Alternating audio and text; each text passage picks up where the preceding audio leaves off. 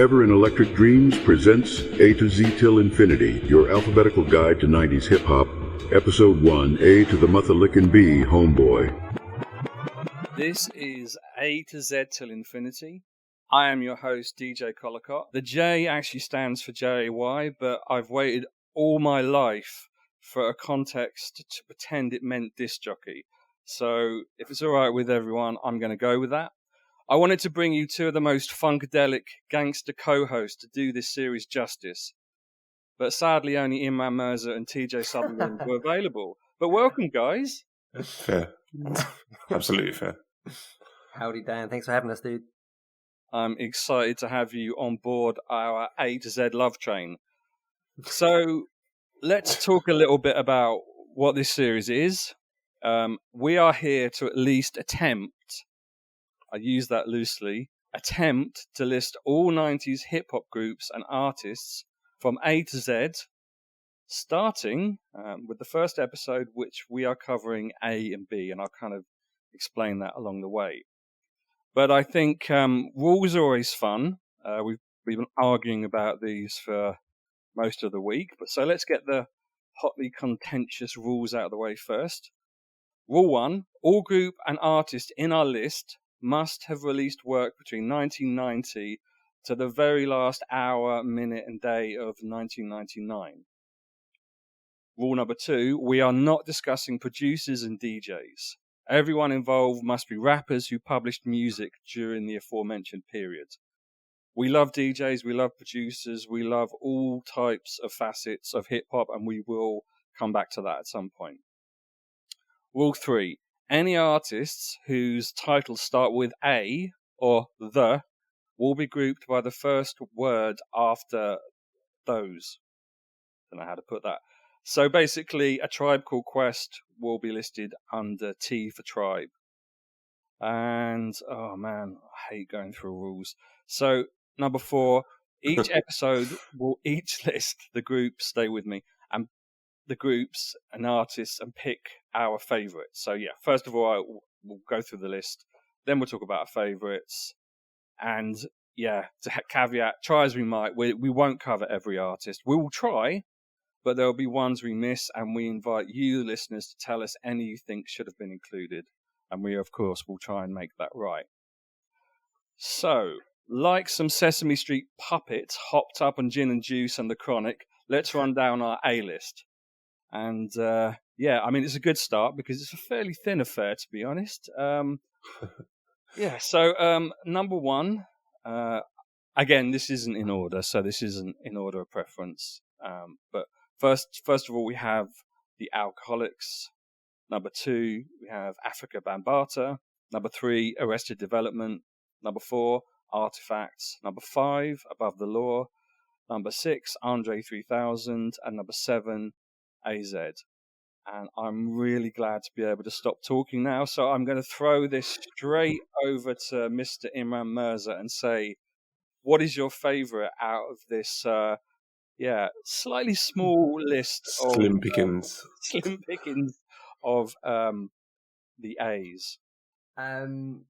It is slim pickings. It's almost a disappointing start to something we're all excited to really sort of delve into, and it was like, oh, episode 1, A. Oh, it's brief. it's a shame. Can I give my honourable mention first? Sorry, or do you want me to go straight into my top tier pick? I'd say do your top tier pick first. Then right. we will. I can't even speak. Cycle back to the honourable mention. Okay, my top tier pick, and I think this. I will say it because it comes under some level of controversy because this person obviously hasn't specifically released solo music within the 90s. However, it's Andre 3000. He is obviously one half of Outkast. They released 3 albums as a group in the 90s, and my far and away pick for entry within the list. The rules were different. I think we all would have jumped at A Tribe Called Quest, but we'll all be waiting, clamoring to tick that Y box first when we get to T's. But yeah, Andre 3000, I have to absolutely cite his overall brilliance for inclusion in the list. So, one quick question: what is the song? What was the first song that you heard his vocal on that made you fall in love with him? Great question. Okay, so I think. Well, this is the thing. It didn't make me fall in love with him because the song I'm thinking of, I must have heard stuff before, but I think it was "Bombs Over Baghdad" B.O.B. Oh, so I think we're looking at 2000. In fairness, but I see that to me. Right, let me set this up. Let me talk up my pick if I may. As much as we love 90s hip hop, I think the one thing that I think contemporary hip hop has over the 90s is its kind of fluidity. Back in the 90s, you were lumped in a group or a sort of a subgenre of hip hop, and you stayed there. If you were a gangster rapper, dare you? Well, dispute it when I finish, I guess. But I think you'll agree. If you were a gangster rapper, you stayed in gangster rap. If you were a conscious rapper, you stayed within that, and you worked with people within that kind of silo. If you were a what would probably be dubbed a club or bling rapper, then you stayed within that kind of silo. Then you have kind of but you have a group like Outkast. And you could probably just sort of put them in a general category of Southern rap. But there was nobody that was able, I think, to achieve what they were doing. There's no comparison. I think whether you like Outkast or not, there's nobody that you can compare them to. And I think their success came from the dynamic of between Big Boy and Andre. Big Boy, I think, is quite... what's an appropriate word? Well, he's straight down the middle, I think, in terms of a 90s rapper. I think he's right there. Andre is eccentric, he's flamboyant, but he still defies any kind of convention that you can put him in. And I look at Outkast as just this really just wonderful, shining kind of beacon in 90s hip hop where you just couldn't put them in any other category, and they just took complete ownership of their name, their audience, and their music.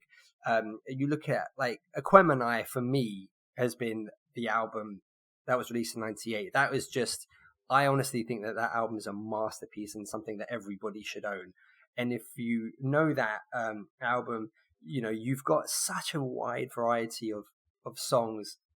From, again, just the brilliant name of Spodiodi Dopalicious, which was one of my favorite hip-hop songs of all time. You've got Liberation with Erykah Badu. You've got like harder edge stuff as well. And it's just a masterpiece of a record. It was very much, I think, their breakthrough album as well. And, same album, you've got Skew It on the Barbecue with Raekwon. It's just insane, the amount of kind of the depth that album covers and just the absolute joy it kind of it exudes, I think, for hip hop. And to me, you know, I just think Andre is he's just undeniable in character and personality and just his just general wit. He's an incredible writer, and I think as a soloist, he did gain considerably more prominence post 2000. But I you know, the artist he could have been, we only sort of had one solo album from him with The Love Below. But, you know, had he wanted to pursue and really establish himself as arguably the greatest, I think he could have done it if he just took the time and just released a series of records. But I think, you know, taking Tribe out of the equation, then absolutely Andre 3000 is my shining light, I think, for 90s under A. Okay, fabulous. TJ, before we move on to your pick, what are your feelings on Andre 3000? Yeah, I mean, truth be told, I'm not an aficionado of Outkast. Imran's probably want to slap me right now, but not at all. but that's the thing. 90s. I feel like we can still discover so much about 90s. You know, there's so much I don't know. So that's the joy of this. I'm looking forward to really delving into other new stuff that I just haven't heard. So this is awesome. Yeah, I mean, but what I do know of him, I mean, you know, everything you say holds true, and I think, especially the point about Andre 3000's flamboyancy, eccentricness, like he really epitomized something different in the world of hip hop, in the genre. And yeah, it just, like you say, you didn't really fall into any sort of standardized category of, I'm kind of mad that you're so spot on about that, actually. It didn't really fall into any sort of standardized category of hip hop. They just kind of created their own space and absolutely owned it. And yeah, kind of revolutionized certain sounds and performances they put on and the albums that they did. So yeah, no, it's a solid choice. Andre 3000 was originally called Black Wolf before he changed it to Dre and then later Andre 3000. Big Boy was Black Dog. Despite constant speculation, there was never 299 different versions of him before he reached 3000. The titular Ms. Jackson in Outkast's most famous hit is reportedly Erykah Badu's mother, Colleen Maria Wright, who he is addressing as Ms. Jackson following the couple's breakup. I guess I'm sorry Ms. Wright didn't have the same ring to it. I mean, I just wanted to add that I love the fact, kind of at least partially at a time where hip-hop was dominated by a fair bit of machismo and violence and kind of chest beating and beefs and rivalry and West Coast. Isn't it like 99% of hip hop, basically? Exactly. Since the dawn of time. And then you've got Andre 3000, who kind of dressed up like a slightly foppish, but he's the antithesis of absolute antithesis of classic hip hop, and like you say, the machismo and the bravado and all that kind of stuff. I think we've probably referenced this before, but the Key and Peele episode where he goes to the coffee shop and I can't remember what he orders, but he just orders the most outlandishly outrageous, flamboyant coffee. Oh God, I wish I could actually. No one's going to remember what that drink was. That was it doesn't exist. It's a very long one bizarre. Time only. I think he wanted it served in a vase as well. Yes, so, in a vase. It's a great skit. And it was green as well. Yes. But do you think it'd be nice, actually, Imran, having you on this with your expertise on both him and Big Boy? What has kind of happened to them since? Are they still friends? Do they have beef? Do you think they'll ever record again together, or is it kind of just that whole period has ended forever? Well, I don't really know. I mean, they've always professed that there's never been a fallout. And I think they did Speakerbox and The Love Below, which is genius. Their first foray into kind of solo work was basically to do, each of them did a solo album and released it as a combined project. So there's no level of competition. And that was just genius. And both of them are amazing, really great albums. And I think they did a movie together, Idlewild, a couple years after. I think that was like 2006, I think. And then everybody was very excited because they did the soundtrack. But they're only on like 2 or 3 songs together. So even the songs that they did are separate. And so Idlewild was technically the last Outkast album. I think it was like 2006. So they've toured since then. And Big Boy has had a really great career. He's released so many great albums consistently as well. And he's stayed within that kind of Outkast kind of unit of Organized Noise and CeeLo Green and Sleepy Brown and stuff like that. He stayed within the whole kind of Outkast contingent and Dungeon Family. But Andre just dips in and out of music. He focused on films, and I don't know. I think he did make some public comments about just his heart wasn't in making music anymore. So he's got a long list of features and productions for people, but he never really just seemed to have the passion for it anymore. I don't think that there's a fallout. I would hope we'll get an album at some point, but so much time has passed. It's a shame, but it was just when they got mega as well, really. That Speakerbox, The Love Below, which had Hey Ya, and Big Boy's The Way You Move, which did really great things for him. But I mean, a proper follow-up album would have just been massive. But it's a shame it didn't happen. I don't know if it ever will. Wow. Okay, that's pretty sad, but that is a pretty awesome pick. Despite the fact that we are going to be talking about Outkast in another episode, I'm happy to have allowed this. Thank you. I'm very grateful, appreciative. Thank you. The king of the rules. So TJ, I'm quite shocked by how enthusiastic you are about your choice. Well, I'm going to flip the script on your podcast.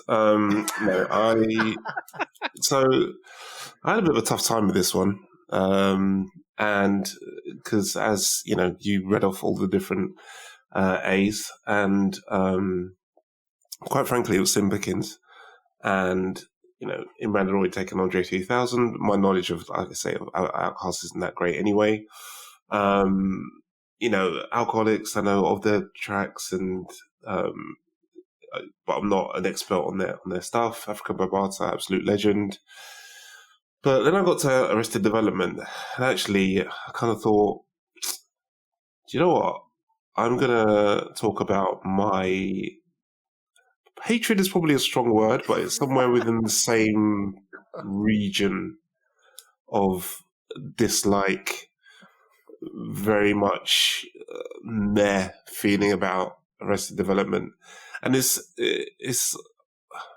I guess as well, maybe it's because at that point I was very much into, you know, West Coast hip hop, gangster rap, and not necessarily into the out and out violence, machismo-ness of it, but I just like that flow, and I just like that style, and you know, it's just what I was into.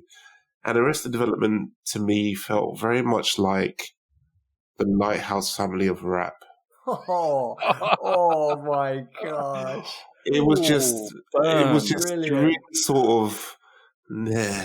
Every time I heard their tracks, I was just, in my head, I was just like, eh. Yeah, it didn't click with me. And I know their stuff sold gangbusters, and people really dug it, and you know, it was all very conscious and, you know, politically driven in some respects, and you know, they were seeing positivity and had a message and a whole bit. But you know, at the time I was a teenager, and I was like, I don't want messages. I just want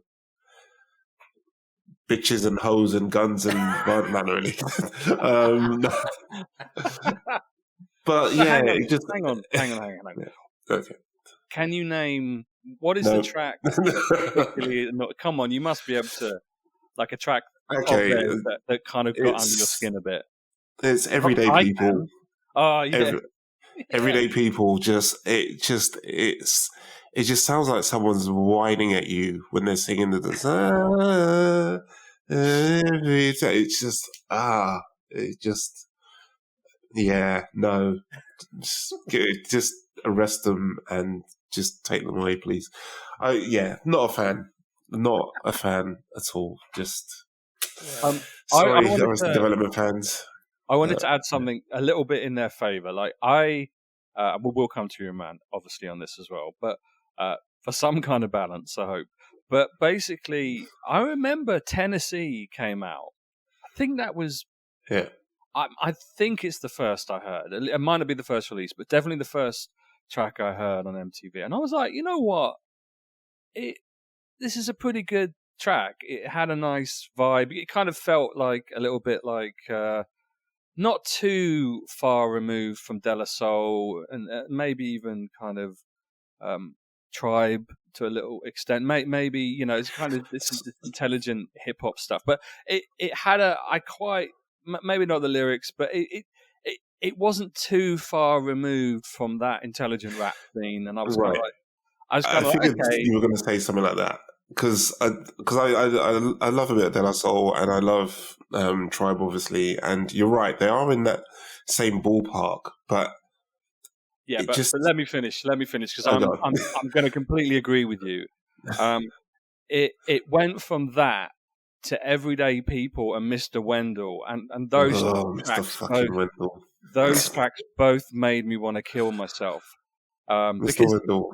Because of course, do you know, I actually forgot about that until you just mentioned it. It's so bad, and it annoyed me because it took the one track that I really did like. It took it out of rotation, and for some reason, those two tracks got played over and over. Yeah, they're the ones that blew up. Yeah, kind of. It was like I think Tennessee got them some attention, and then it was Everyday People and Mr. Wendell. Which, to be honest, Mr. Wendell, I think the actual composition, you know, the samples and some of the format isn't terrible. It's just the lyrics are mind-gratingly awful.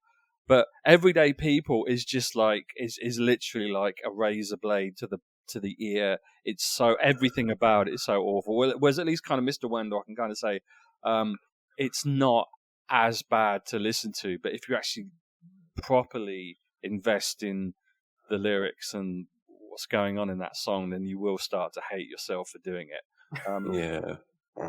It's not a good time for me when I hear that song ever. But Imran, come on, help us out here. Don't be a hater. I'm not. I'm actually. I think the fairest thing I can say is my only real knowledge of Arrested Development is the singles, and the big ones: Tennessee, People Every Day, and Mr. Wendell. And I mean, I just looked it up. That was 92, which I cannot believe. But it was 92. So hip hop wise, I wasn't listening to hip hop at all at the end. So I didn't have that kind of barometer. You know, they were on the radio. I felt nothing really for them. I wasn't like mad at them. I think I liked the opening line for Mr. Wendell. Like, here, man, have a dollar. No, in fact, here, have $2. $2 ain't a lot for me, but it is a big deal to you. I always like that. But apart from that, I already hate them by that point. Yeah, I know. Sorry, I should have. It's too far gone for me at that point. And actually, you know, sorry to interrupt you. You know what it was as well. So I was 16 at the time, and my dad had just got Sky. In fact, I think he got it when I was like 14, maybe before that actually.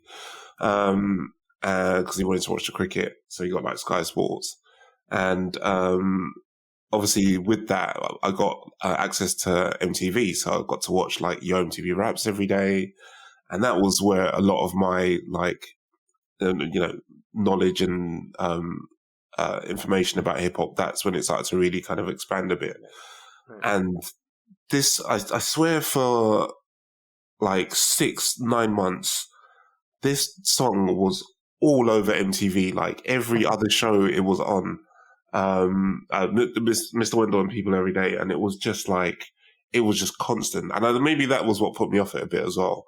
Overexposure, overexposure. But then also because I knew De La Soul and Tribe at the time as well, and Tribe were doing like what's the scenario and all that kind of stuff, and like hearing this, it was just like, oh, you're just not. I see what you're trying to do, but you're just not. Like, just no, just. And I think that the best way I can equate them to get anyone to understand my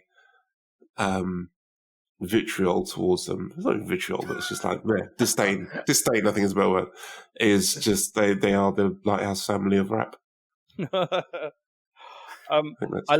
I love the fact, if you look on their website, this made me cringe. It says Grammy-winning group Arrested Development making life music. Oh, doesn't make it easy, does it? There's one lyric in one of the songs, and it's not the kind of main lead rapper in the group singing it. It's one of the ladies in the group, and this isn't me, specifically picking out on any one person. It was just the lyric, which was something sounds like about one person, by the way. It sounds bad, but it was just the lyric that she was made to sing under duress, probably at gunpoint, about playing a game of horseshoe.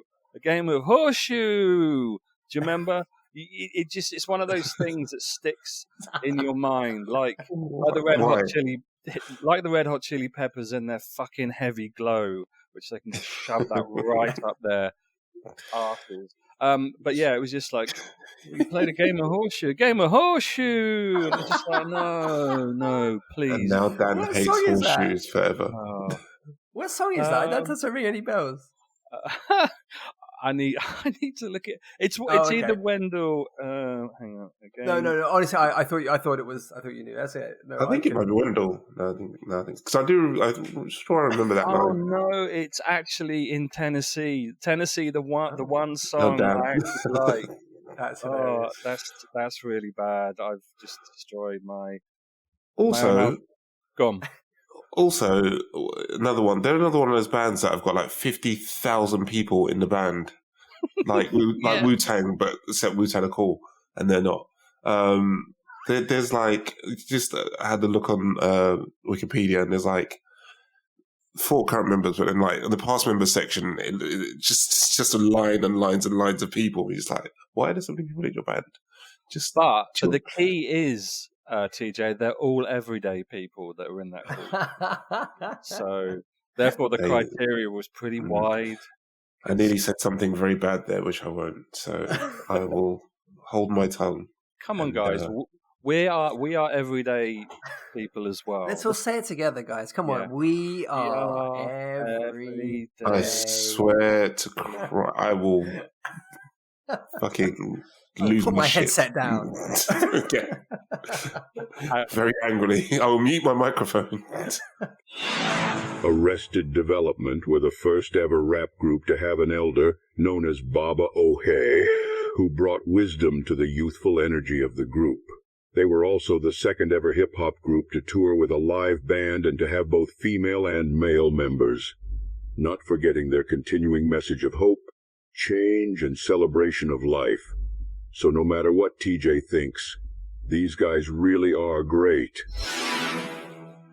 Right, to keep TJ from exploding, I'm just going to circle back to one point that you made about Andre 3000, Imran. And that's about the whole kind of people not moving out of their kind of subgenre hip-hop boxes. Right. And I just wanted to correct you because MC Hammer, do you know what I mean?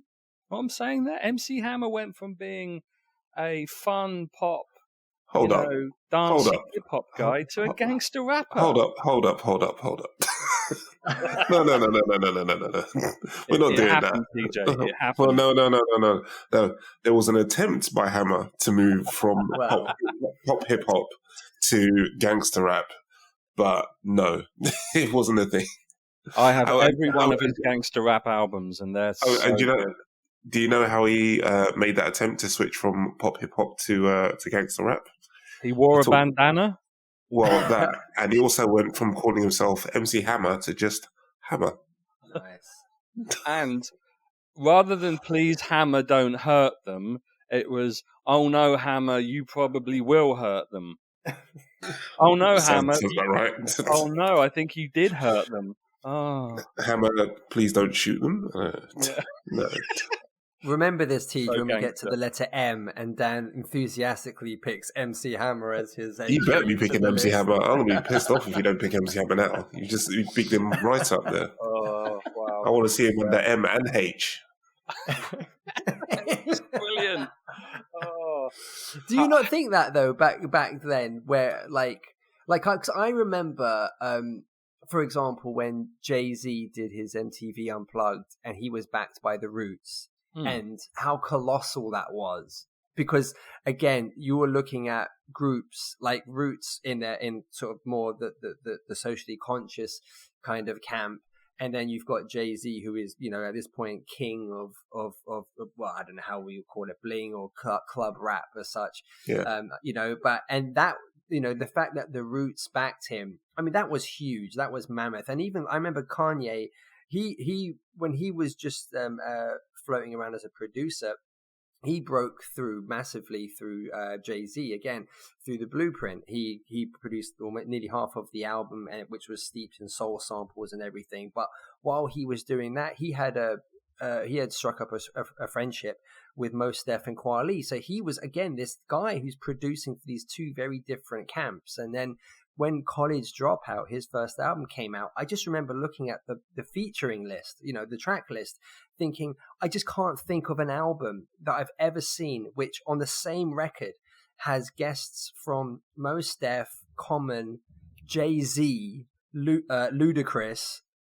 Freeway, and Talib Kweli, and Mos Def, and it was like I've just never seen an album that's pulled in these names, very big names from but very different camps, and I always gave Kanye a lot of credit for his kind of ability to have done that. So I don't know. To me, back then in the 90s, it did seem if you were in a camp, you stayed within that camp and you worked with those people. No, I completely agree with you. I just wanted to have some fun words about MC Hammer. Really, I mean, but you're right though, and yeah, because kind of thinking back, it was if you had collaborations, it was very much, you would stay within your subset of whatever your version of hip hop was. Yeah. You had like Tribe linking up with like these New School or whatever, but they all had like similar kind of vibe, similar sort of. Yeah. So yeah, no, that's a good shout. That's something I hadn't ever really thought about, but that's in the context of Andre 3000 and like say Kanye and the Jay-Z Roots collab. That's it's a very good shout. Thanks. Nice. Okay. Well, don't let it go to your head. No. Yeah, don't get carried away. Right, so I'm gonna because we need to move on to B. I'm gonna quickly hit up my pick, which you've both mentioned, but for some reason don't love them as much as I do, and that is Arrested Development. God damn it! I spent the last 20 minutes slagging off your favorite bit. How long can you talk about a group that you don't like? I mean, we're giving them a lot of airspace, but no, I love the Alkaholiks. Again, it feels like because A is not a big category, there's not a lot of groups and artists in there that I would say Alkaholiks probably aren't in my top 20, but at least from a kind of childhood story point, I remember watching MTV and the song "Damn" came on, and I was like, "This is awesome!" And I did my weekend routine of going to my local record shop, which was Richard's Records in Maidstone in Kent, which is unfortunately where I'm from, and I bought Coast. I've got to make sure I've got the right album. Coast to Coast, was it? Yeah, I bought. Coast to Coast was the first album I bought with that single on it, and I absolutely love them. I mean, again, like another kind of fairly typical bombastic West Coast rap group with a strangely weird vibe, because the whole thing was literally about them being drunk. I mean, names on the tin doesn't tell you what it says on the tin. It really isn't it? And they what your guys get drunk. Oh, okay, that makes sense. We get drunk. We sing about getting drunk. We sing. And then we get more drunk. We sing with other people about getting drunk. They did. I was talking to Imran just before we hit record. They did a track called Hip Hop Drunkies with ODB, which you can imagine is quite apt considering. But yeah, I think they had probably only they had 3 albums during the 90s, and I think their last album kind of hit in around 2000, 2001. So it was quite a short-lived period, and I don't think they got the same amount of love of a lot of kind of similar, boom bap rap groups of that era. And, even judging on both your responses, which I find to be accurate of most hip hop lovers, is you were vaguely probably familiar with a couple of tracks, but there's not a lot of people who necessarily, follow or love them. So it's quite nice to at least kind of call them out, the letter A, and kick us off. The Alkaholiks are a West Coast LA hip-hop group also known as The Licks, consisting of DJ and producer E-Swift, with rappers J-Ro and Tash. To quote their mentor King T, who told Hip Hop DX, "We wasn't really with the going out, beating up motherfuckers. We partied. We liked fucking with girls and all that type of shit. What do? We get drunk, fucked up, so we came up with the name the Alkaholiks. Oh yes, those guys really knew how to party." I don't think they've done anything much since that I'm aware of. Yeah, I've not heard anything from them. I think, ironically, when I saw them on the list of the A's, I know the tune "Damn," but it reminded me that the first tune of theirs that I heard actually was "Make Room." And I remember me and it was a mate of mine who, one of my oldest friends, Dean. He and we used to swap like tapes and stuff we record off the radio and whatever. And he gave me that tune. I remember just listening the shit out of it, and it was you're right. It was that like really kind of bombastic, like party, like go nuts kind of vibe. It was just a really good time. Yeah, I think that was their first ever single. That one, Make Room. No, I mean they generally, as I said, that kind of aesthetic. It was similar in a sense that they were a bit like Outkast, but with a much smaller ceiling for quality. Let's just be fair. I don't want a direct comparison with Outkast because Imran will gat me later if I continue with that. But no, definitely not on a quality scale. But they at least the whole, as you said, TJ, the whole party and drinking vibe was quite unique. You know, I feel like you had intelligent rappers being kind of slightly political, slightly kind of teaching people not to kill each other with guns and form the stereotypes. Then you had the people that endorsed those stereotypes. Then you had Outkast, which is completely difficult to actually pin down what they are because there's so many things. But yeah, they were quite, Alkaholiks are perfectly mindless and dumb, and there was no issue with that. They were just like, yeah, we're just having a good time, and we're fairly good at rapping, and we don't really care. We're not, yeah, we're not conforming to anything here. I also like how, just having a look at some of their previous albums, how they stuck quite closely. They lived the gimmick of their band name. So like some of the album names like 21 and Over, Bar Tab 1, Bar Tab 2, and Over the Limit. Yeah, they really didn't move 1 inch away from nope. whatever their manifesto. Yeah, exactly. Awesome. Well, Imran, I believe you had a few, one or maybe 2 honourable mentions in there. I just wanted to shout out AZ. Firstly, can I just say about Alkaholiks? I had heard of them, but since you mentioned them earlier, I had never heard "Damn," and it's an awesome tune. I really enjoyed it. And the "Only When I'm Drunk" track you mentioned as well, I was listening to that. Super cool. So this is what it's about. It's about learning. So I may check out Make Room as well. Make Room is awesome. Awesome, I absolutely will. But no, I enjoyed it. And you will recognise, I think we discussed this as well, you will recognise so many samples in their songs. Yeah. Cool. The "Damn" track as well, you could just like 3 straight away that you just that kind of comprise what that song was made of. So Nautilus again making another appearance in the 90s. Just real quick before you break into your thing, Imran, I was going to say, any idea why Alkaholiks didn't really blow up at all? Because it feels like they would have been one of the first that maybe they were too drunk to capitalize on their success.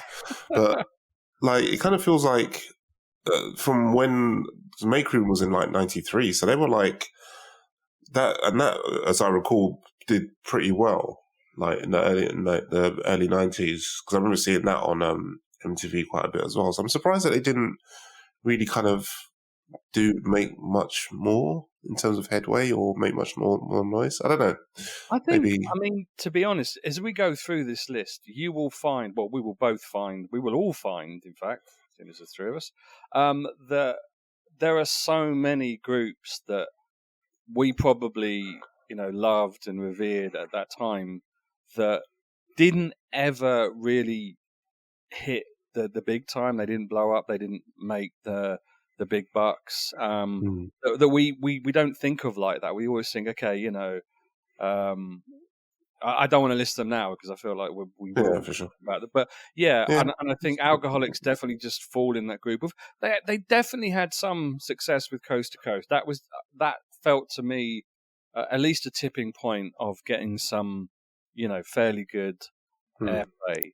And I bought that. Like I said, I bought that album on cassette. That's hilarious. Remember doing things like that. I for some reason hip hop. I had more hip hop cassettes than I think I had CDs by the time. Yeah, by the time we got to the point where we were moving away from CDs. But sorry, man, totally interrupted you.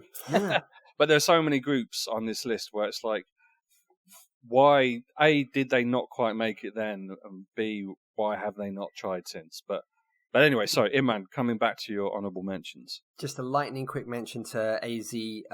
Obviously, I didn't have a whole lot of his stuff. I had a couple of his singles, a couple of features that he did for records. But I always quite liked him. And he was in The Firm with Nas and Foxy Brown, which for whatever reason didn't seem. Yeah, he was. And for some that Firm album was dope, actually. No, it wasn't it? But I was just saying to Dan earlier, I don't know why it was deemed a failure. I guess it didn't make its money, etc. But I don't also, know. It would have come at a time when there was a lot of noise out there as well. I mean, all the people that were on it, like Nas, Foxy Brown, like they were doing well, but there was so much stuff out there, and there were a lot of similar sort of collab albums or people getting together and doing stuff. So it probably just got lost in the noise, to be honest. But it was a great album.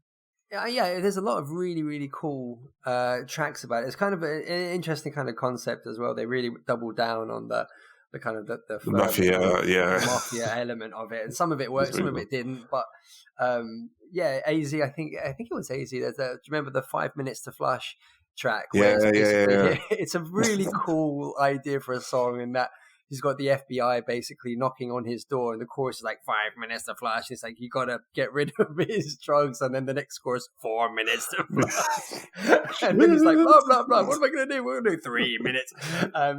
There's a lot of cool songs on it. I mean, it was helmed by Dr. Dre and Poke and Tone from Trackmasters. Again, I mean, I think it was quite a devastating hit for Dr. Dre, because I think it was one of his first post-death row projects, and obviously he at that point needed a win, and this was not deemed one for whatever reason. But AZ, I always thought, has some really cool material. Nori was in there. I think he's on like one song. I think he's on a song. Okay. I think that's got Cannabis's debut as well. He's on a wicked song. Right. He sounds really good. And there's another, like a floating fourth in the group called Nature. And there's a good cast list amongst it. But yeah, AZ I always thought was pretty cool. Nice. Okay, awesome. Well, the letter A wasn't as painful as I thought it was going to be. But I'm not going to lie, it was still slightly disappointing in terms of how many groups and artists we were able to come up with. I'm just glad I got the Arrested Development thing off my chest. I've been holding on to that for years. Yeah, we kind of managed to change the format within 10 minutes of the first episode. But yeah, let's power through with our Glocks loaded and our burner phones on standby to the letter B. And wow. I'm just Someone gonna do that one. I'm just gonna just list the artists and groups we came up with fairly quickly. So we picked Beastie Boys, Beatnuts, Black Sheep, Body Count, Blackalicious, Bone Thugs and Harmony. Yeah, thanks for that, Imran. No, that's not true. Boo-Yaa Tribe. That wasn't mine. Brand Nubian. So I said this is a better list than our first attempt. Black Rob, Busta Rhymes, and I can't even pronounce this, Baham Mardia. That's exactly right. Oh, I believe anyway, yeah. And Big Boy, Big Daddy Kane. You think actually there was probably more artists with Big in the title, but well, I suppose maybe I nearly one. put Biggie Smalls and I went, no, wait, that's not his actual proper. Well, it's one of his pseudonyms. Fair play. Biz Markie, Black Thought, Black Moon, Black Star, Black Eyed Peas, and Boogie Down Productions. So a much better list for us to choose from. So I'm going straight to you, TJ. Definitely some big headliners in there. You know, Beastie Boys, Big Daddy Kane for me as well. But I think, you know, when I looked across the board, it was just like, for me, it has to be Busta. You know, the guy is such a unique talent in the hip hop world. No one sounds like him. No one has his flow. And he's had, you know, from the first time I heard Busta he was still in Leaders of the New School. And that was back in early, let me think. Future Out of the Past was 91, I think. And you know, Dinko and Charlie Brown, two excellent rappers, but he just stood head and shoulders in every rap that they all did together, ahead of them. And the first track I actually had was Case of the PTA. And and the first two verses, Dinko and Charlie Brown, they kill it, and then Busta comes in, and you're just like, "What the? Who? What?" It literally just blows your face off. And you know, the guy's he was always too big for that group, and I don't think there's any shade on Dinko and Charlie Brown. I feel like Busta's personality and his talent just lend itself to being a big time solo artist. And then 96, he went solo and did The Coming, and that was just a phenomenal album. He had this whole Millennium Extinction of the World vibe going on with his first 3 albums, I think. Yeah. It's all a bit weird, but even still, they were just incredible albums. I mean, the guy's had such a career. I'm not going to try and go through all of the different collaborations and other bits and bobs he's done. Just an exceptional talent, and he was clearly going to be my favorite in that list. And I mean, I don't know, what was the last thing that he did? It was about 5 years ago, I think. Is it now? We've not had anything. Oh, maybe he did something sort of 2019, I think it was. He did another Extinction of the World type album thing, which was, again, a bit weird. But some of his earlier stuff was just incredible. And even now, I've heard him on, he done a couple of the BET Awards, the Cyphers. He did an incredible one, I think it was 2014, which I'll go back and listen to. It's on YouTube, and I'll go back and listen to now, and it's just absolute fire. And he just destroys everyone else in the Cypher. And he's just an absolute legend. So I'll stop gushing about him now and let Imran say his piece on. Can I just interject before we come to Imran? The last thing he actually did, not the only thing he did, but the last thing he did, at least on TV, I have to point this out because it's brilliant. He was on The Masked Singer as Dragon. Yeah, I heard about this. I've not seen. I kind of think, I'm sorry, he must have been the first one to go, man, because you ain't telling me you're gonna hear Busta Rhymes' voice and you ain't gonna know exactly who it is straight away. That's I find that impossible to believe. He did. He did get eliminated in the first episode. But anyway, moving on to Imran. Brilliantly put, Teach. Wonderfully put. Echo everything. You're absolutely right. It must have been. I suppose if you're in a group with Busta Rhymes and you're looking at him and you're listening to his verses and you're thinking, "Well, my time. I'm on the clock at this point." So, but he was. I don't know how else. I kind of liken. Sorry, I'm going to piss off Dan Mega now because there were 2 names I was sort of jockeying for inclusion in this list.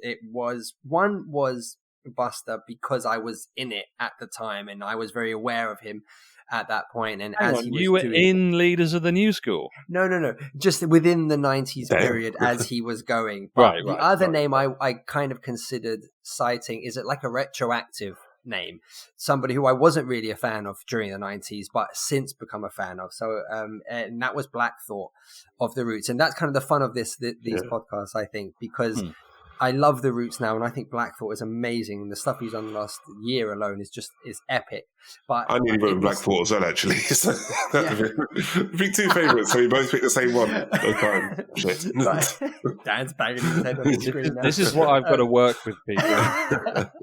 But the reason I didn't pick him is because during the 90s, I wasn't a Roots fan. It was a very, very late, like probably early 2000s, I started listening to the Roots. But Busta Rhymes was very much like an event rapper in terms of, I remember like going back a couple years, I remember like Michael Jackson news, basically. Do you remember Top of the Pops, where they would say next week we'll have the new video from Michael Jackson, and everyone would be crazy excited about it, and there was no internet leaks back then, and you would wait a week and you would watch it and it would blow your mind and you talk about it to everyone the next day at school.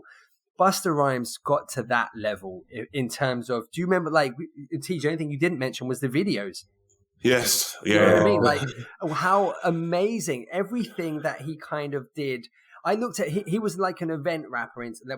So that means like when he would have a new single, everyone just, oh my God, it was just amazing. I looked at him more as a singles rapper than say an album one, if you know the distinction I'm making, like Woo-Ha, like Got You All in Check. I mean, I remember listening to that and I'm still not even sure I like it, but you can't deny it. Do you know what I mean? You listen to that and you just think, what is this? Like, I've never heard anything like this. And it's just his presence, the way he just owns every single thing. And it's one of those, if you don't like it, F you kind of attitude of it's just glorious. And you listen to that and the video and the song for Give Me Some More. Jeez, like what an epic single, epic video. The Janet Jackson video as well. That was like the first video that went like $1 million. That What's It Gonna Be track. I mean, just every single thing that he did. And then there's all the guest spots that he did as well. Just amazing. Well, bless my circuits. In addition to his 10 solo albums, Busta has been featured on more than 300 songs, making him the unofficial king of cameos. If only Dan could keep Imran and TJ all in check.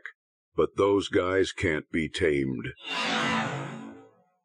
Do we know who was doing Missy's videos at the time as well? Hype Williams, same guy. So it's a Hype Williams thing, yeah. Because Hype did a lot of his stuff with Busta, Missy, Puffy. And like Puffy and all that. Yeah.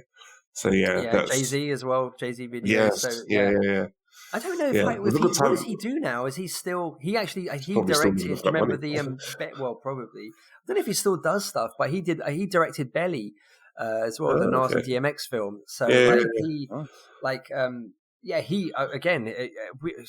mean, that absolutely warrants mention in the 90s, doesn't it? He's as synonymous with 90s, early 2000s hip hop as any of the big names. Because if you saw anyone's video at that time, generally it would have been a Hype Williams one, and it was so distinctive. And that's a good shout. And like you said, it's amazing. Yeah, like you say, his present. I'm glad that you mentioned the videos as well, because the creativity and it's just the using the Knight Rider sample. I mean, like what the. As soon as I heard that, I was like, "Dude, really?" Yeah. The whole video for that was literally Knight Rider, wasn't it? Knight Rider, yeah. It's just incredible. Just genius. And Put Your Hands Where My Eyes Could See as a song, as a video again. Just insane. What he was the only pick for 90s, I think. That's why we both, I think, stuck to our guns on these. But the other thing as well with him is that, sometimes rappers can get a bit serious and him and Missy actually. I always felt like whatever he was doing, he was having a really fucking good time doing it. Yeah. At no point, no matter what he was saying, he always just felt like he was just having the time of his fucking life. Yeah. Whatever video it was, whatever song he was singing, whether he was even just doing an interview with someone or whatever it is, he just always came across as just enjoying the fucking ride, man. And that was just infectious for me. Yeah. And his vocal style, there was nothing anyway Like it. close to it. Unique, yeah. He was just incredible. I remember when Woo-Ha Got You All in Check came on, and I was just transfixed. I think I bought the album the next day, and it was only when because he was promoting that, and it was only when he then was appearing on Yo MTV Raps and basically almost hosting his own legacy, and he started playing lots of different, always lots of Tribe songs, because he was always popping up on Tribe songs, and especially remixes of Tribe songs.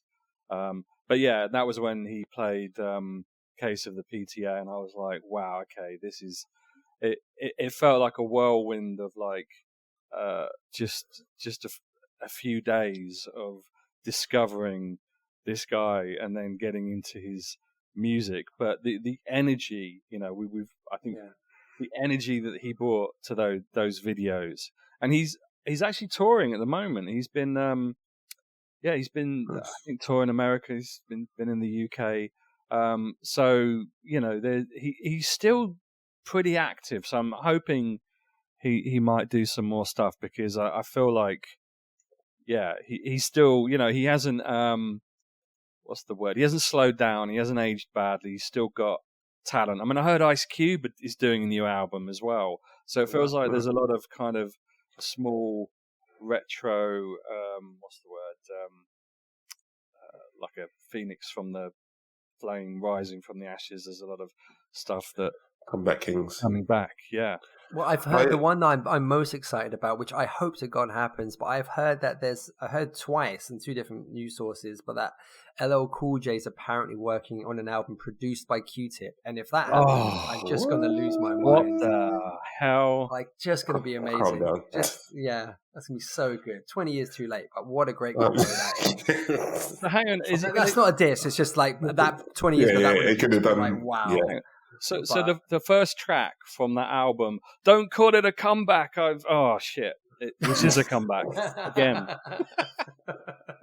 As you were talking about Woo-Ha, which is obviously the biggest, probably the most successful track from the Coming album.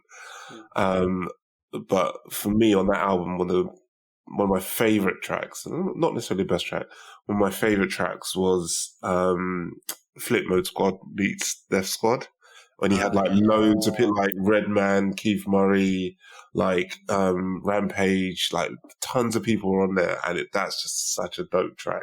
It's like 10 minutes long or something like that, because everyone's rapping. Yeah. But it's but yeah, that's just such a. And I do also, because I know like he did the Flip Mode Squad stuff as well. But the album, Imperial, yeah. Yeah, they had the album. Came out in the 90s as well. Yeah, but I don't think any of those guys really kind of... Again, it's like, Busta, you're just too big a presence, man. No one else can shine when you're around, basically. Yeah, true. Awesome. Well, I'm just going to spin on to my pick. And this is probably the most difficult band to sum up, because they're so synonymous. I mean, obviously, in terms of a group. I mean, I grew up. I think maybe only me here, but when I was got into hip hop, and I loved hip hop, there was kind of a realization that I'm just going to say it, I'm probably going to get killed and cancelled, but I kind of felt like white people can't rap when I first started getting into hip hop, because they're just. Wasn't really any good white rappers. My frame of reference. Vanilla Ice, all right? It was Snow and Vanilla Ice. Snow and Vanilla Ice. That's what more do you want? And then when I first heard Beastie Boys, even though I was quite enamored with them, the track that really got a ridiculous amount of blanket airplay on MTV. Was Fight for Your Right to Party, and it was more like a parody track. It was, I don't know, it didn't, it was something you kind of liked. It had the rocky element to it as well, didn't it? So it did. It was great. It was great for something like, at a school disco when that came on. It was, a bit fun, and also got to shout out to House of Pain and and jump around. But these tracks didn't feel as grounded and serious, and they were never at first. They didn't pull me into the hip hop vibe, and then I think before I'd really started to go into their back catalogue and and go into the stuff that like License to Ill, like Paul's Boutique, the classic stuff, which now I look at and I'm like, this is just some of my favorite ever hip hop. I mean, Beastie Boys are easily in my top 5 rappers groups of all time. But it was actually Ill Communication that I kind of that was where I jumped on board the train when they did Sabotage. The video for Sabotage was just absolutely genius. Yeah, insane. And obviously I think there was Sure Shot as well.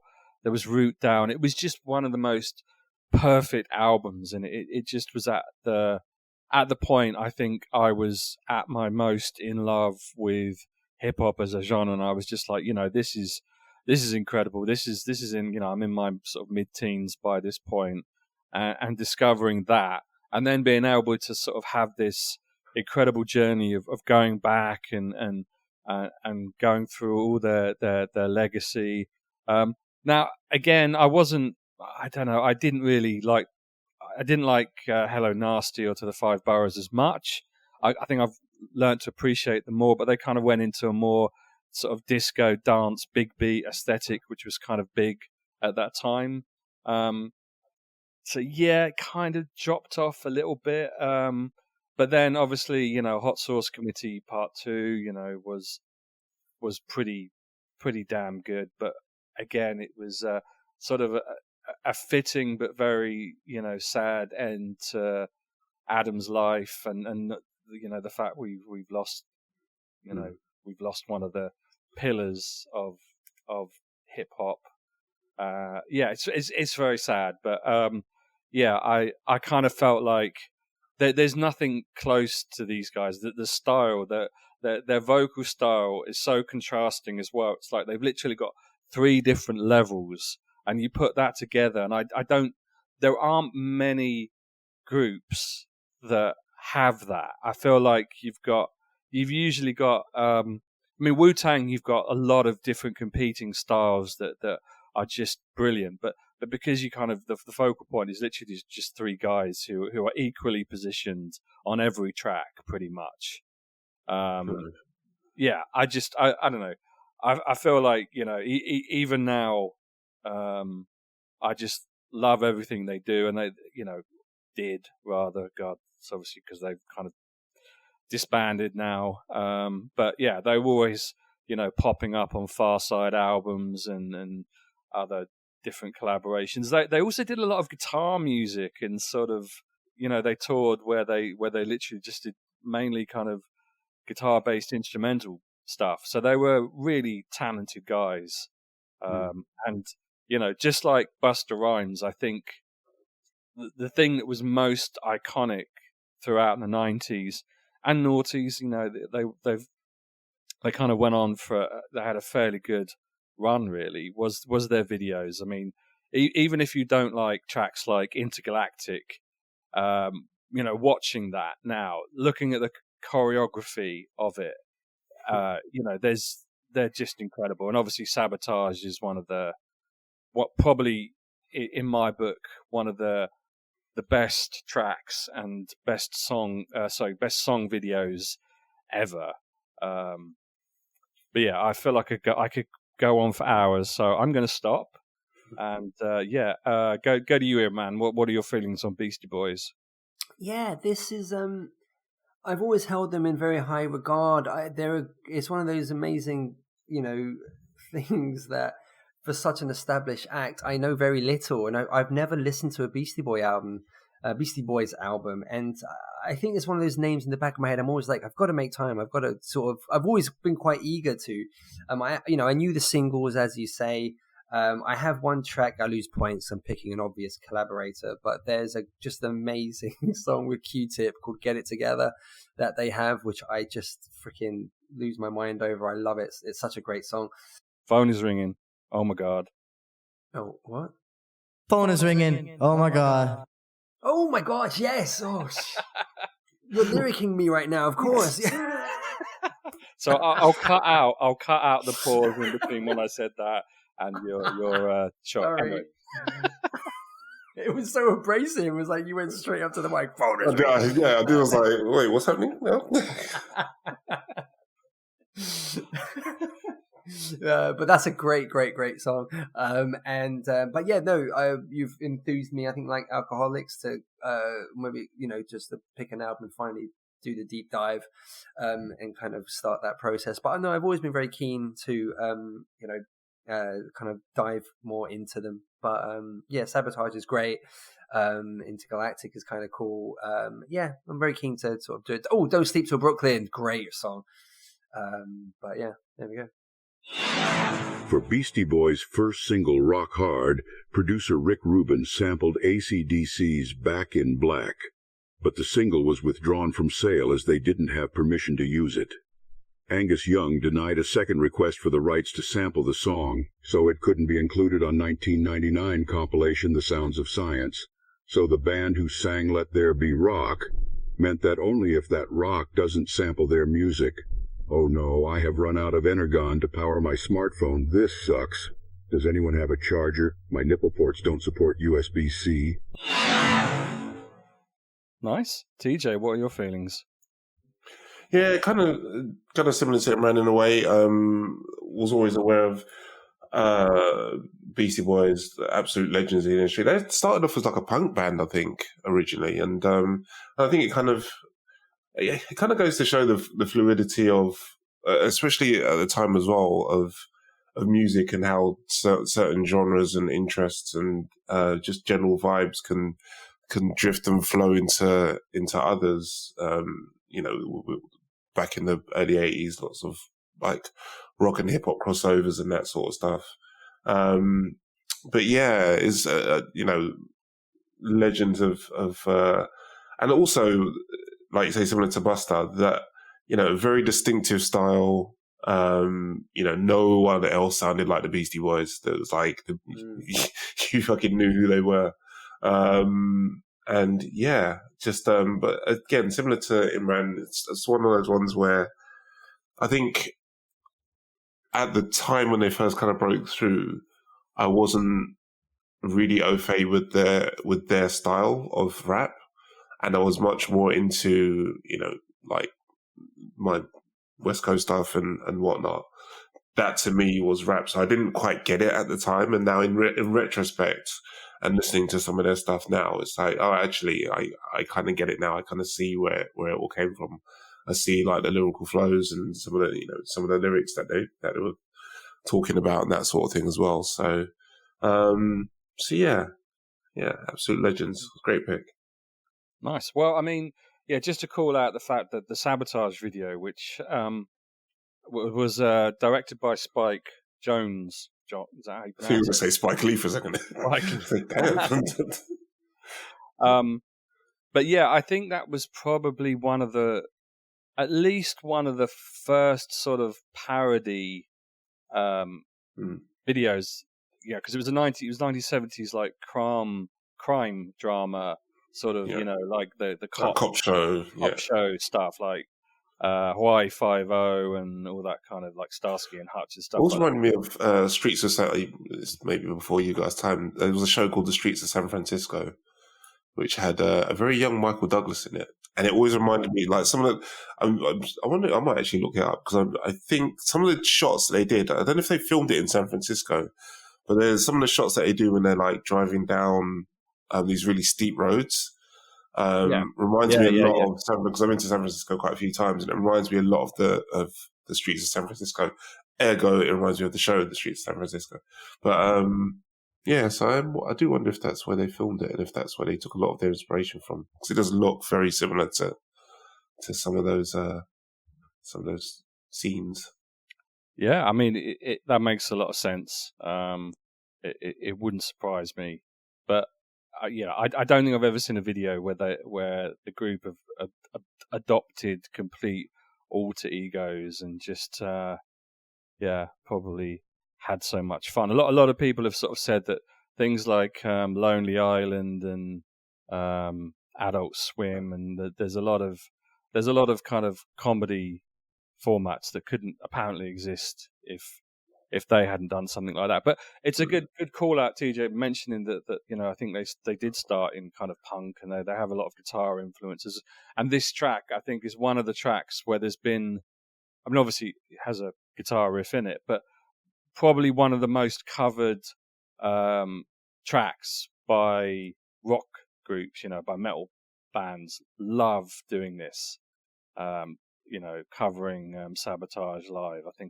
I feel like I've seen about 4 pretty big groups live play Sabotage. So that's another kind of random legacy of theirs. So just to wrap up, I think obviously there's quite a long list for B. So going back to Imran, is there anything you'd like to call out on that list as an honourable mention? Yeah, I'm hoping I'll try not to be too long, but there's again, B. There's so much fun to kind of lose yourself within this. I mean, Big Boy obviously has to be on the list, but we've discussed Outcast already with A. I really want to shout out again, Bahamadia. She was, I believe, a Philadelphia. I think she's a Philadelphia-based rapper. She, again, I only had a handful of her songs. I wonder what you're going to say then. Sorry. What was it? What did it sound like? I was going to say a handful of her. Oh no! Sorry, man. I'm terrible. Gosh. I only have a handful of her songs, but she had an album, Collage, which I'm desperately trying to find the CD of. But the production on that, half of it is DJ Premier. Guru's on production. She's got a track with The Roots. She had connections with them, and she's got such a great voice. She's like a little bit like a Ladybug Mecca from Diggable Planets. That it's just a very different aesthetic for a female rapper and MC than what I think is predominantly associated with 90s, like Foxy Brown and Lil' Kim. So she's awesome, and I really want to take that plunge into sort of more of her stuff, and I thought she definitely warranted mention for the list. Again, Black Thought, mentioned that one already from The Roots. Just Illadelph Half-Life, obviously is something I've gone back to. What an album. It's amazing. Even their Do You Want More album with Silent Treatment, I think probably the best Roots song of all time. But the Hypnotic from Illadelph, and I think You Got Me as well from Things Fall Apart. So yeah, Black Thought, awesome. I give a quick final mention to Black Eyed Peas, and I know that they potentially nowadays, or in the last 10 or 15 years, kind of fell into maybe Arrested Development territory a little bit, but their debut is actually really cool. I think their early stuff was dope. Yeah, it's really, really good. And I bought the Behind the Front album about 2 or 3 years ago. It's really good. It is really, really good. There's a number of excellent songs on there. And I suppose they kind of just fell into that. Everything pre-Fergie, basically. Everything, yeah. Well, I that's the only album of theirs I have, so I couldn't. I don't know about. I don't know if it stems to like everything after. Like I don't know sort of the next album, for example. But just I think with them, with Black Eyed Peas, I think it was always going to be a case of we have Tribe, we have Far Side. Do we need another? It's kind of like, they're like a bootleg of a bootleg. Wow. But Behind the Front is actually a really cool album, and there's a number of really, really good songs on there. And just wanted to shout it out. One more, if I may. I'm so sorry. One thing that will come out in this list, and it has come out in past hip hop conversations that we've had with episodes. I'm a big Bad Boy Records fan. Puffy, Biggie, Mace, and that epic team, and Black Rob, probably best known as a one-hit wonder with his track Whoa, which did very, very well at the time, and kind of came out at a time where Bad Boy really needed a hit. But his album Life Story, personally one of my favorite hip hop albums of all time, certainly top 10. He's had a real troubled past in life. He's since passed away, but I think Life Story, and he had a number of guest features sort of leading up to the release of the album. It's a fantastic album, definitely want to shout out Black Rob. Sorry, that went long, but there you go. No, all good. TJ, what are your honourable mentions? Damn, we got any time left? I'm checking. Well, look, one more. No, I'm kidding. Someone's got to talk about Bone Thugs and Harmony, so it might as well be you. Right off of that shit. Absolutely not. No, I think just a couple from me. I think. I mean, Black Thought, his freestyle rap and it blew up all over Fun YouTube. Flex. Oh my Fun God. Flex. Jesus Christ, that is just some of the greatest. That's one of the greatest rapping performances I think I've ever seen. He rhymed "my Sharia more" with Sharia law.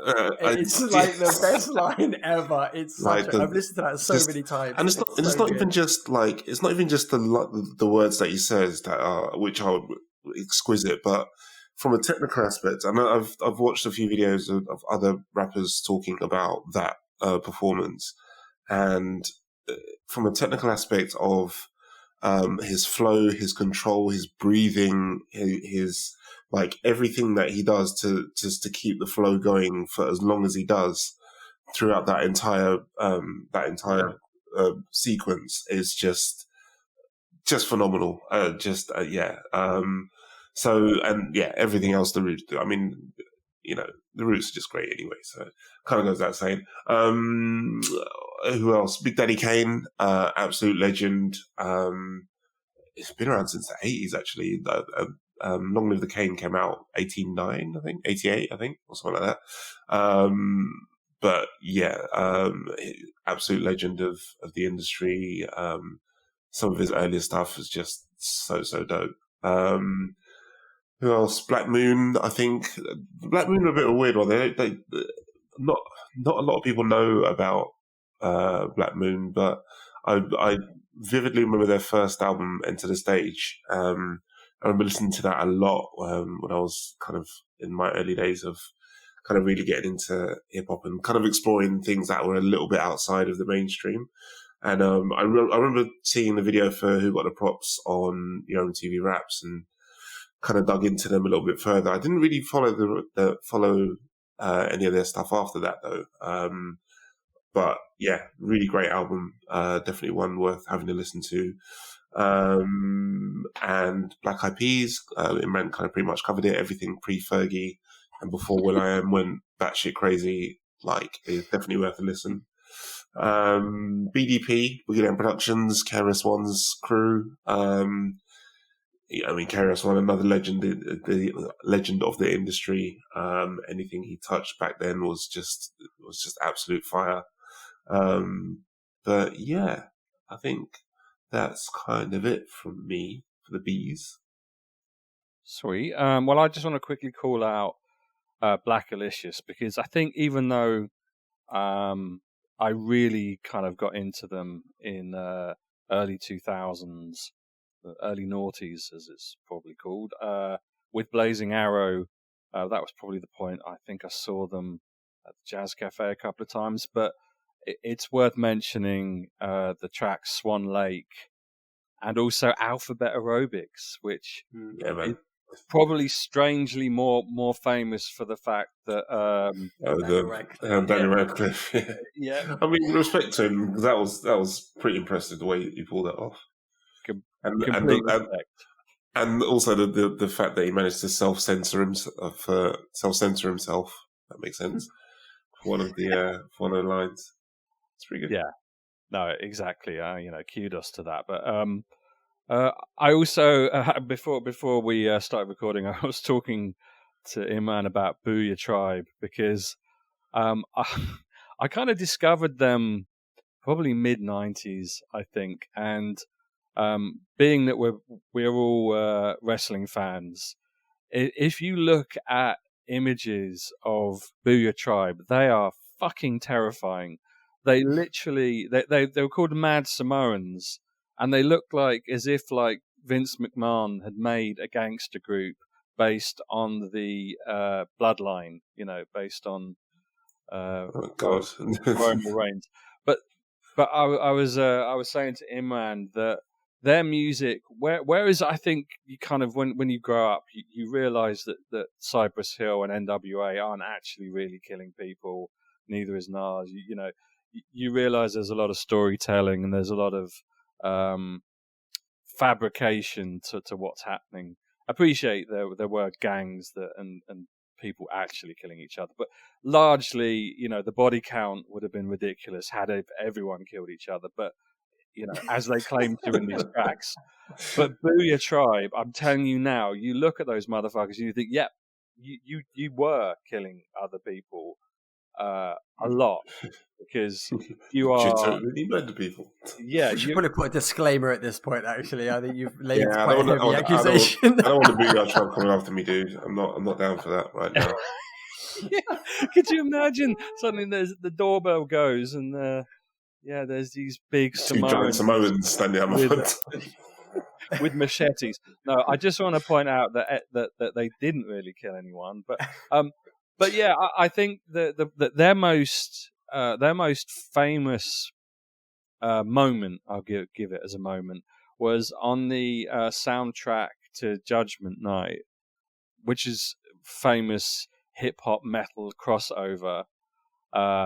That they did the song, and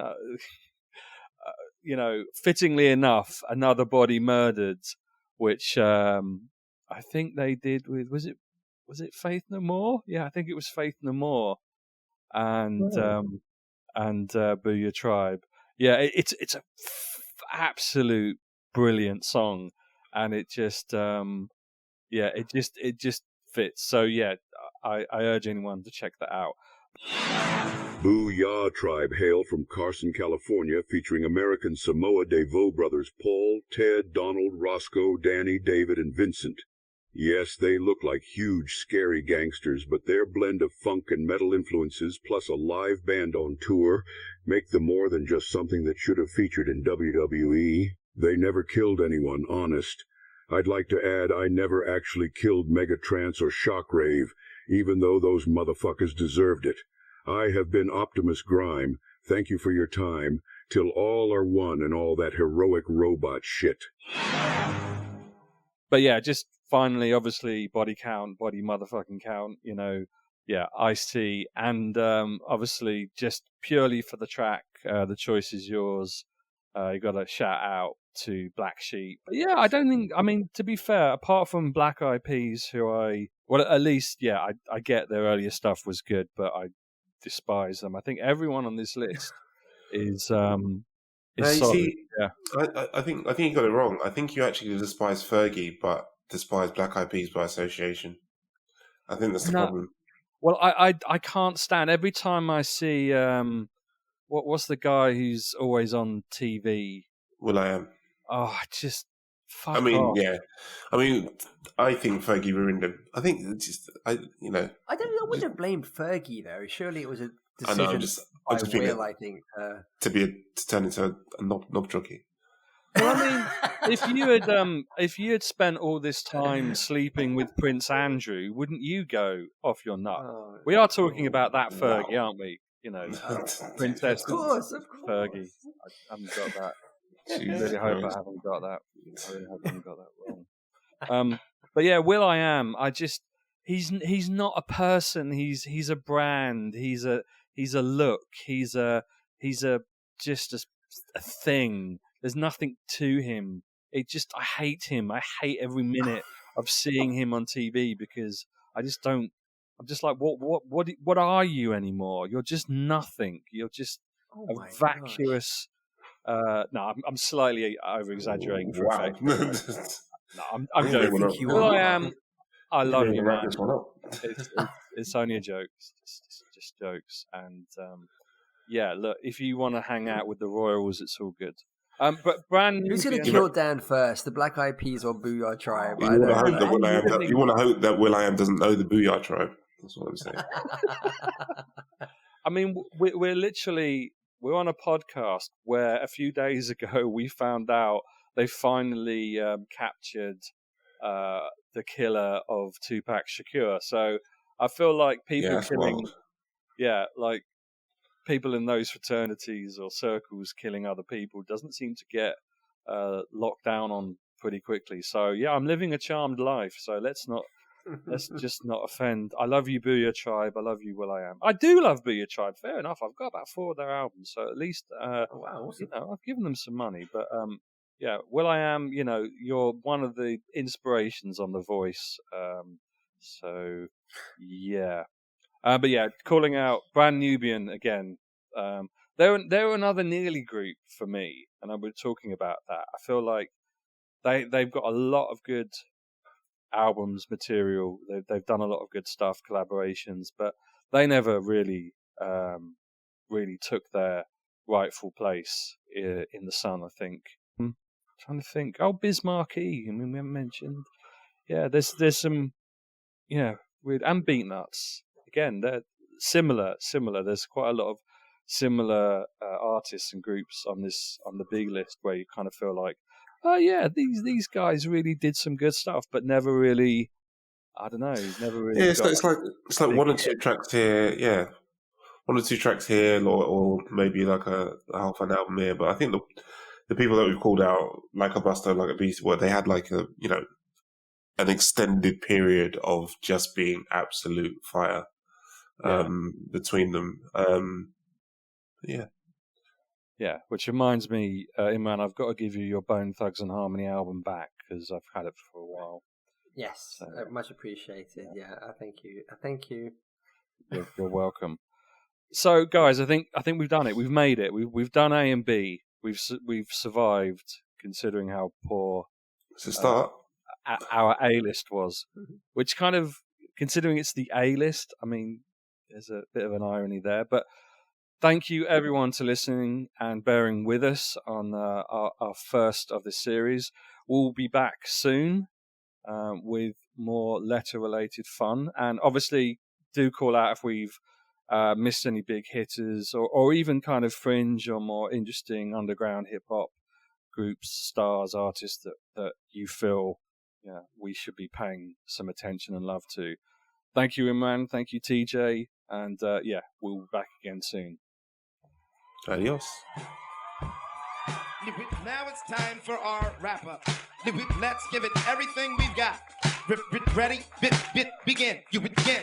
Artificial amateurs aren't at all amazing. Analytically, I assault, animate things. Broken barriers bound in by the bomb beat. Buildings are broken, basically I'm bombarding. Casually create catastrophes, casualties, canceling cats got their canopies collapsing. Detonate a dime a dank, daily do and do. Demonstrations, Don Dada on the down low. Eating other editors with each and every energetic, epileptic episode, elevated etiquette. Furious, fat, fabulous, fantastic. Flurries of funk felt feeding the fanatics. Gift got great, global goods gone glorious. Getting godly in his game with the goriest. Hit him high, hella height, historical. Hey, Holocaust hands, hear him holler at your homeboy. Imitators idolize, I intimidate. In an instant, I'll rise in an irate state. Juiced on my jams like Jerry curls, ducking joints justly. It's just me writing my journals. Kindly am kindling all kinds of ink on. Karate Kid type Brits in my kingdom. Let me live a long life, lyrically lessons is learn lame louses, just lose to my leverage. My mind makes marvelous moves, masses. Marvel and move, many mock what I've mastered.